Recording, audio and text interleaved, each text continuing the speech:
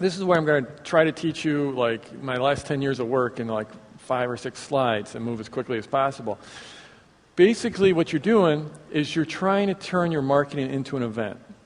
You're trying to, I love Christmas. I love Christmas morning. It's just, you're looking forward to it. Your kids are looking forward to it. They just love it.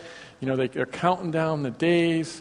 And it's just it's a ritual. There's so much tradition that sets you up for that event.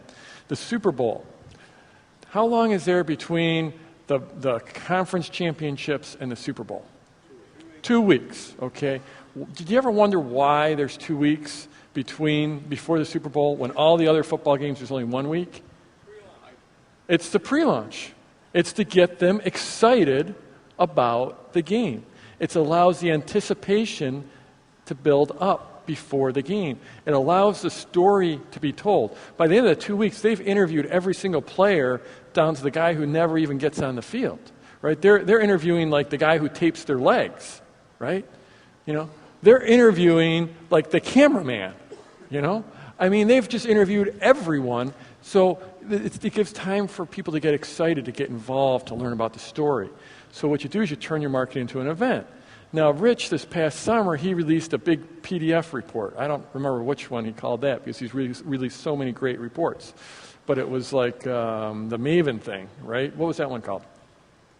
You're making the Attention Age Doctrine 2. Okay. Well, he told people about that for like 3 months before it came out.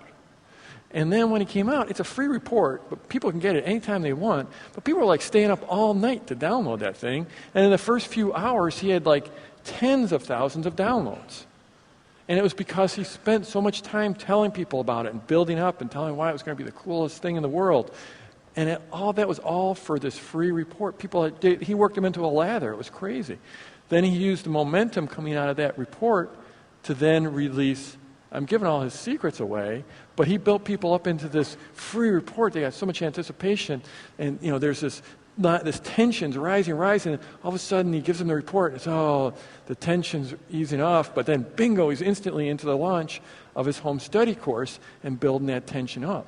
You look at the way like horror movies do it, and I'm not the biggest fan of horror movies, but it's like something's going to, the bad guys or the bad creatures, like right around the back of that curtain, okay? And Jeff's walking along on stage, getting closer and closer to that bad thing that's about to jump out. And then I'm like, but no, that's right, I had something over here. No, I think I will go. And the tension's going up and down and up and down. And finally, I do walk around that corner and nothing happens, right? And then you go, And then like 5 seconds later, the thing jumps from around the other corner. And so it's like that.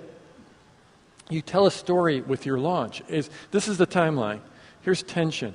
And as you're going along, the tension's building up. Just like in any story, in any novel, or any movie, that tension's building up. And then you usually have a few little jags. And then right on launch day, you give them the opportunity to all of a sudden to buy your product, and that's where the tension release is. This is very, very powerful. Stories are the most incredible way to communicate with people, and you're basically turning your product release or your business release, your launch, into a story.